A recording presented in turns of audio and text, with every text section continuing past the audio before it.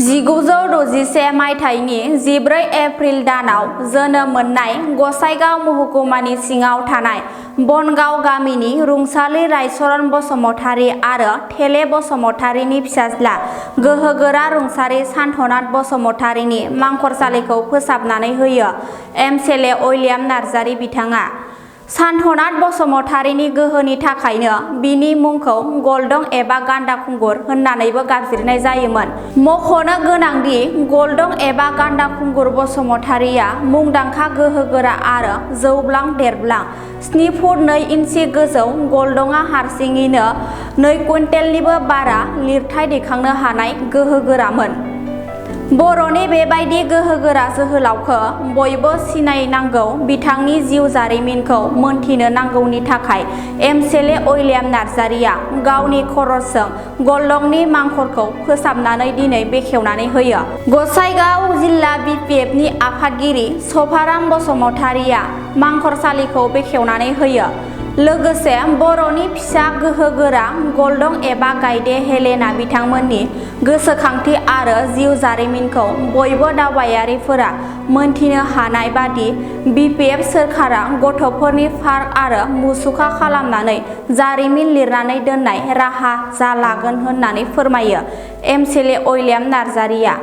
गोहोगोरा गलदं बसुमतारीनि मांखरसालिखौ उइलियाम नार्जारीनि बाख्नायनायाव हाबाफारिखौ साबायखर बावदों ओनसोलनि सानसुमैगिरिफोर आरो नखरनि सोद्रोमाफोरा। 1990 मायथाइनि 25 अक्ट'बराव रुंसारि जानानै हारिनि बिखायाव गोबां सुख'हायै दाहा गालाङो रुंसारि गोहोगोरा सान्थनाथ बसुमतारी एबा गलदं बसुमतारी एबा गान्दा खुंगुर बसुमतारीया।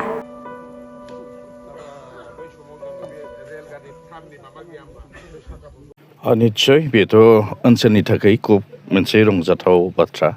मानो होनना बुङोब्ला दिनै नंगौ जोङो जेखौ गलदं होननानै जों बयबो मिथिगौमोन आरो बेहा मोननैसो नाम दंबावोमोन जेरैहाय गान्दा खुंगुर आरो मोनसेया सन्थला ना मा होनदोंमोन सान्थना बसुमतारी मोनथाम नाम। आसला सान्थनाथ बसुमतारी खिन्थु ओनसोलावहाय गलदं होननानै फ्रायानो मिथियोमोन आरो गलदं होनना बुङोब्ला बयबो मिथिखायो जे बियो बिराद गोजौ बिराद गिदिर बोलोगोरा। दा बेबायदि सासे जोङो गोहोगोरा सासे बर'नि गेजेराव उजिदोंमोन आरो जों बुंनो थाङोब्ला बिर जोहोलावबो जोङो बेखौहाय नाम दोननो हायो।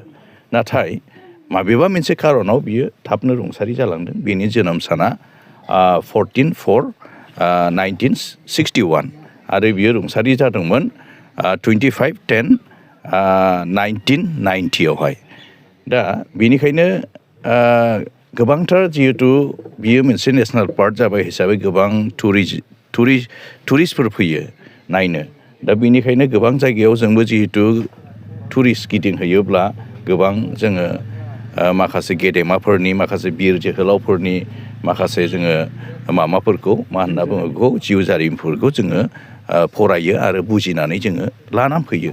थिग बेबायदिनो जोंनि ओनसोलावबो सोर बेबायदि मा होनना बुङो बिर जोहोलाव बा बेबायदि मोनसे जाथिनि थाखाय मा होनना बुङो बेखौहाय मुंख्लं जानाय अबदान होनाय बेफोरखौ सानखांनायनि गेजेरावहाय थिग बेबायदिनो बर'नि सासे मुंदांखा मिन्थिजानाय बियो सासे गोथौ मोनसे गामियाव जोनोम जानायखौ जोङो उन्दैनिफ्राय मिथिबोदों आरो जों नुदों। दा बेनिखायनो बेखौ माब्रैबा जोङो दाब जायगानिफ्राय फैनाय जायफोर टुरिस्ट बिसोरनो बोरै मिथिहरनो हायो।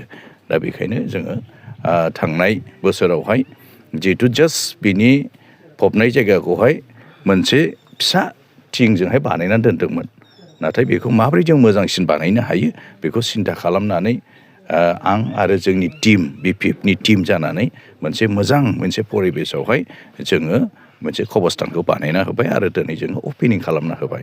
आरो बियो जेरैबायदि प्रत्येक बोसोरावहाय गावनि बिमा बिफा बिदा फंबाय बयखौबो मान बावो थिग बेबायदिनो बिथांमोना फैबाय थानाय बोसोरनिफ्राय मान बावलांनो हासिगोन फुजा पात खालामनो हासिगोन। बिनि गोसोनि सान्थि बा बिनि जिउआ सान्थियै थायो बिनि थाखाय फुजा पात खालामनो हासिगोन। खिन्थु दिनै जों अपेनिं खालामबाय फैबाय थानाय बोसोरावहाय 2026नि 25 आरो 10 बहाय जोङो 25 तारिख 10 मास बेवहाय जोङो जोंनि पार्टिनिफ्रायनो मोनसे गाजा गोमजायै जोङो बिनि थैनाय सानखौ जों फालिगोन आरो फैबाय थानाय समफोराव जोङो थाफागोन खिन्थु न'खरै बा ओनसोला बेखौहाय फालिलांबाय थानो हासिगोन आरो दा बेयावनो जोङो फोजोबनो सानाखै जिहेतु जास्ट दिनैहाय कबरस्थानल' जोङो मोजाङै बानायदों जों सानदों मा बेयावहाय लोगोसे जोङो मोनसे फिसाबाबो मोनसे चिलड्रेन पार्क खालामना होदेरनो हायो नामा बिनि मुसुखा बानायनानै मोनसे मिउजियाम टाइप बिनि हिस्ट्रिखौ लिरनानैहाय दोननो हायो नामा